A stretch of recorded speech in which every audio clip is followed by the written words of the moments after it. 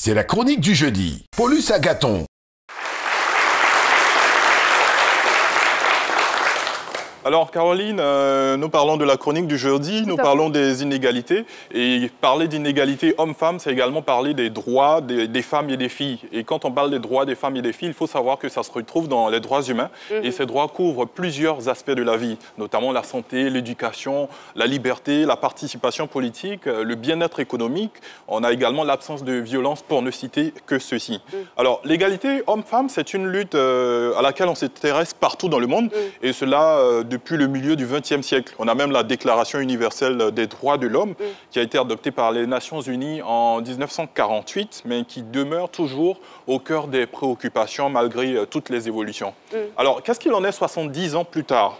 Alors, pour répondre à cette question, Manuela Pocosi-Coulibaly, par ma voix, voilà, elle a choisi de vous proposer une sorte de classement international des bons et mauvais élèves en termes de droits de la femme.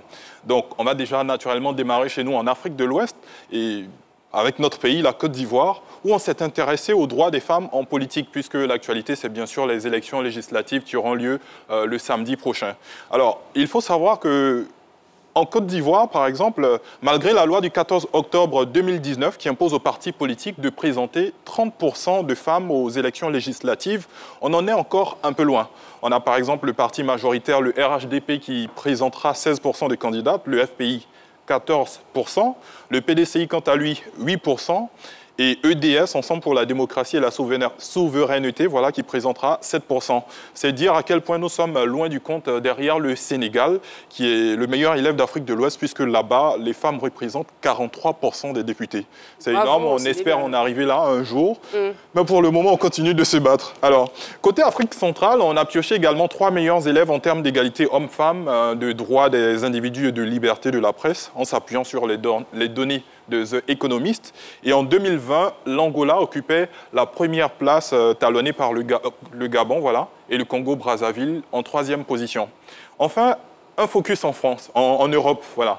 En Europe, selon l'Institut européen pour la liberté, voilà, pour l'égalité entre les hommes et les femmes, les 3 meilleurs élèves en 2020 étaient la Suède, notamment qui excelle dans les domaines de la santé, du travail et du pouvoir politique. On a ensuite le Danemark, qui occupe la 2e place avec d'importants efforts dans le domaine de l'emploi. Et enfin, la France, parce que c'est le pays qui a fait le plus de progrès dans le domaine du pouvoir politique, et cela entre 2005 et 2017. On a aussi regardé du côté des États-Unis, où, en ce qui concerne la santé reproductive, le débat autour des interruptions volontaires de grossesse a fait rage. Et dans ce pays, on a 28 États sur 50 qui militent pour abolir le droit à l'avortement. Enfin, à l'échelle mondiale, Business Insider a publié une liste des 16 pays élèves et l'étude a mesuré les inégalités entre les femmes et les hommes dans 144 pays dans le monde et dans 4 secteurs clés, notamment la santé, l'éducation, la politique et la participation économique. Là-bas, on a retrouvé le Yémen, l'Inde, le Pakistan et la Syrie qui sont les 4 pires élèves. À côté de chez nous, on a également le Mali, mais aussi plus loin, l'Arabie Saoudite qui se trouve en 6e et 7e position. La Côte d'Ivoire et la Mauritanie, voilà, qui sont en 12e et 15e position. Mais il y a d'énormes progrès. Alors Caroline, il faut dire que Manuela Pocosi, on aime bien, il faut savoir qu'elle aime bien conclure ses chroniques avec une note positive. Et pour elle, l'égalité émancipe tout le monde. C'est d'ailleurs pour tout le monde. C'est prouvé scientifiquement que les pays et entreprises où les femmes dirigent se portent mieux. On a par exemple la gestion du Covid qui a été plus efficace dans les pays qui sont dirigés par les femmes. Donc il faut simplement traiter la femme à sa juste valeur avec un peu moins de paroles et un peu plus d'actes. Voilà. Merci infiniment, Paulus Agathon.